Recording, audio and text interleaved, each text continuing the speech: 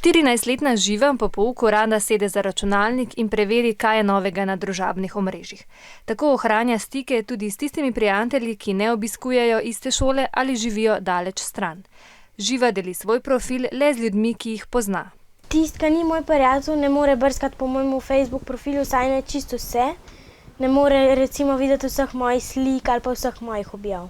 Živa pazi, katere podatke objavlja na spletu. Vedno dobro premisli tudi, katere fotografije so primerne za objavo in ali je res vseeno, če jih lahko vidi kdorkoli. Stvari, ki jih objavimo na spletu, tam ostanejo za vedno. Za Facebook zberem svoje najlepše fotografije.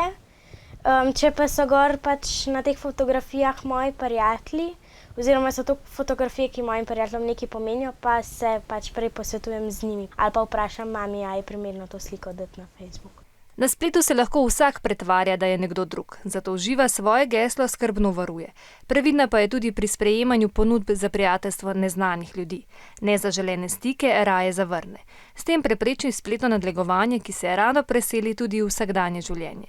Pozorna sem zaradi tega, koliko imam zaščiten Facebook oziroma spletne strani, glih zaradi tega, ker sem že imela eno slabo izkušnjo s tem. Čeprav sta lahko brskanje po spletu in klepet v navideznem svetu tudi zabavna, pa Živa ve, da se je najlepše družiti s prijatelji zares.